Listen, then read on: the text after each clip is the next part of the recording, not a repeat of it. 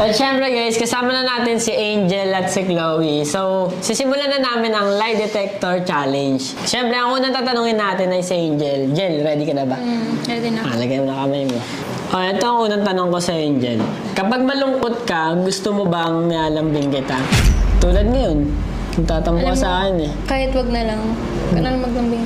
Nilambingin naman eh. Sige, tingnan natin ah. Yan ang kuryente.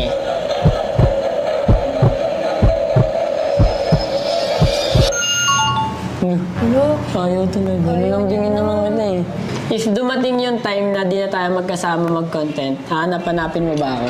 Hindi siguro. Hindi na. Okay lang yan. Oo. Oo nga eh.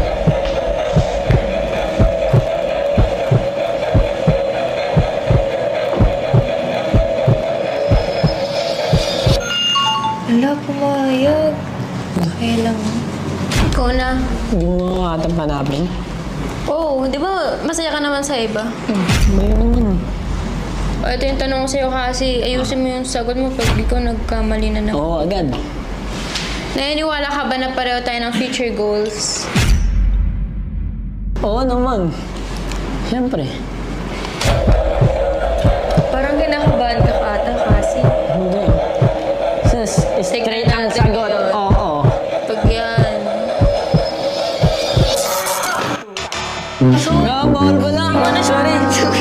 Oo, yun. Ito yung may problema. Hindi mo na siya nakikita sa future mo. Nakikita, siyempre. Hindi. Alam mo kasi, natidisappoint na talaga ako sa'yo. Hello.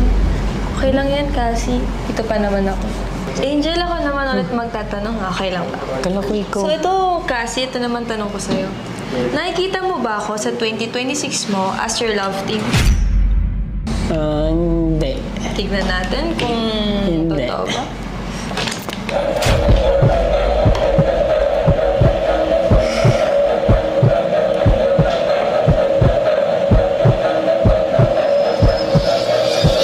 Ay!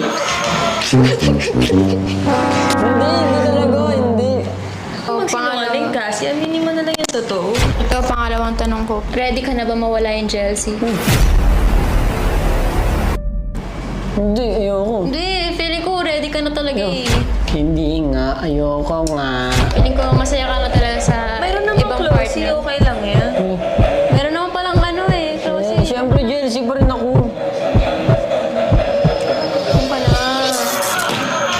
Wala na. Doon ka na, doon ka na. Close na talaga. Mabawagi ngayon. Hindi, jealousy pa rin ako eh.